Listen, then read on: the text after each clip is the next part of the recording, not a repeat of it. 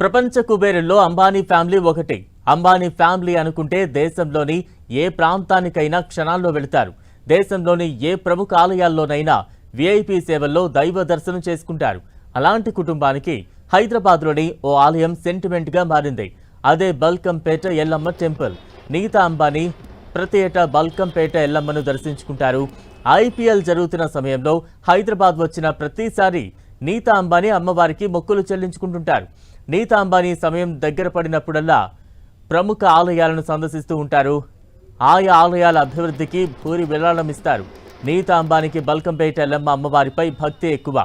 ఇటీవల ఉప్పల్లో Mumbai Indians match జరిగినప్పుడు నీతా అంబానీ తన తల్లి పూర్ణిమ దలాల్, సోదరి మమతా దలాల్తో కలిసి ఆలయానికి వచ్చారు.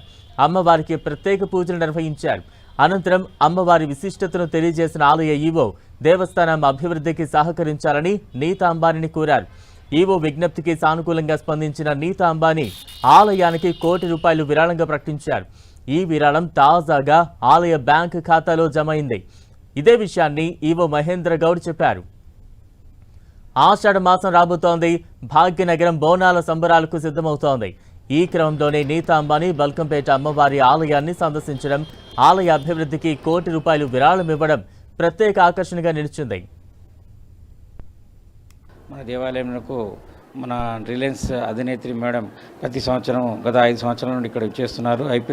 ఐపీఎల్ ఉప్పలో జరుగు సందర్భంగా ఇక్కడ వచ్చేసి అమ్మవారి దర్శనం చేసుకొని తదనంతరం ఆ యొక్క మ్యాచ్ తిలకించడానికి ఇక్కడ నుండి వెళ్ళి ఉంటారు. ఈ సంవత్సరం ఆమెకు బదులుగా వాళ్ళ మాతృమూర్తి ఇచ్చేసి ఉన్నారు దేవాలయానికి. అందులో భాగంగా మన దేవాలయ చైర్మన్ గారును తర్వాత మిగతా సిబ్బంది కూడా ఏదైనా మీరు గుర్తొచ్చిన కొలది సహసహకారాలు అందించాలి, దేవస్థాన అభివృద్ధికి సహసహకారాలు అందించాలని కోరి ఉన్నారు. ఎప్పుడు ఆషాఢ మాసంలో మొదటి మంగళవారం ఎప్పుడైతే వస్తుందో అప్పుడే అమ్మవారి కళ్యాణోత్సవం ప్రారంభం అవుతుంది. మనకి 30వ తారీఖు వచ్చేసి అమ్మవారికి ఎదుర్కోళ్ళు, అమ్మవారిని పెళ్లి కూతురు చేయడం ఇట్లాంటి కార్యక్రమాలు జరుగుతూ ఉంటాయి. మరి మరుసటి రోజు 31వ తారీఖు రోజు అమ్మవారి కళ్యాణోత్సవం జరుగుతుంది. 10 గంటలకి అమ్మవారి కళ్యాణోత్సవం ప్రారంభం జరుగుతుంది.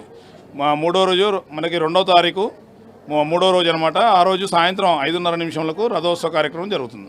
ఇక్కడ వచ్చేసి అమ్మవారికి బోనం ఎక్కిస్తారు, అమ్మవారికి ఆటలు అవి సమర్పిస్తుంటారు. మిగతా ఇంకా అమ్మవారి నైవేద్యం ఎక్కించేసి అలంకారం చేసి ముడుపులు కడుతుంటారు. పిల్లల కోసం కానీ, పెళ్ళిళ్ళ కోసం కానీ, ఉద్యోగాల కోసం కానీ అమ్మవారికి వచ్చి ఉదయాన్నే అభిషేకం చేసుకొని ముడుపులు కట్టేసి అమ్మవారి వాళ్ళ కోరికలు నెరవేరాలని అమ్మవారిని ప్రార్థిస్తారు. నీతో అమ్మవారి లాంటి వాళ్ళు కూడా వస్తారు. ఆమె ఇక్కడ మ్యాచ్ అయినప్పుడల్లా ఇక్కడికి వచ్చేసి అమ్మవారి పూజ చేసుకుని వెళ్ళి ఆమెకు అదొక నమ్మకం అనమాట.